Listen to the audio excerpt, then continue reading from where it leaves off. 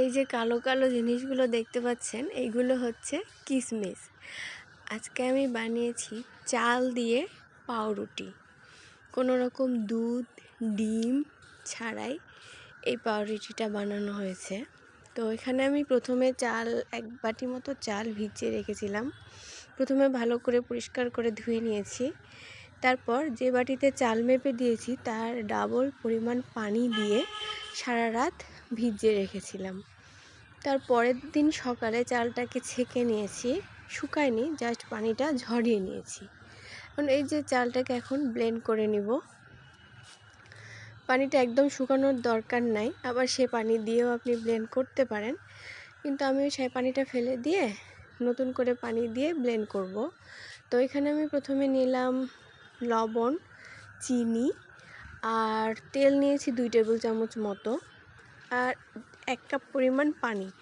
আপনাদের চাল অনুযায়ী আপনারা পানিটা কম বেশি করে নিতে পারেন, কারণ দেখেন ব্লেন্ড করে নিতে হবে।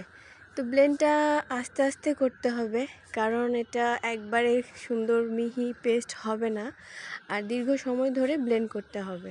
তো আমি এখানে বেশ কয়েকবার করে ব্লেন্ড করেছি। ব্লেন্ড করার সময় ব্লেন্ডারটা গরম হয়ে যায়, তো গরম অবস্থাতে আমি ইস্টটা অ্যাড করব না।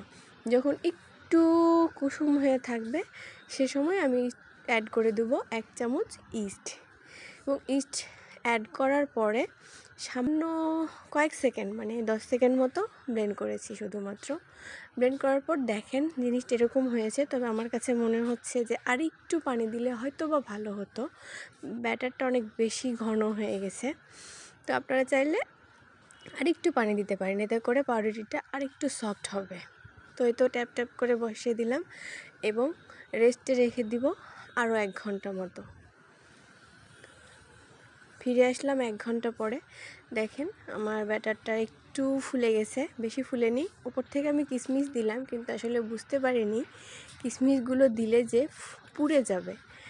তো আপনারা চাইলে এটা অ্যাভয়েড করতে পারেন। এবার আমি মাইক্রোওভেনে দিয়ে দিব 200 ডিগ্রি সেলসিয়াসে 40 মিনিটের জন্য। আর আগে আমি 5 মিনিট 200 ডিগ্রিতে বেক করে রেখেছিলাম। এই তো আমার পাউরুটি তৈরি। ওপর দিয়ে ফেটে গেছে ঠিক আছে, কিন্তু পাউরুটিটা অনেক সফট এবং স্পঞ্জি হয়েছে। সব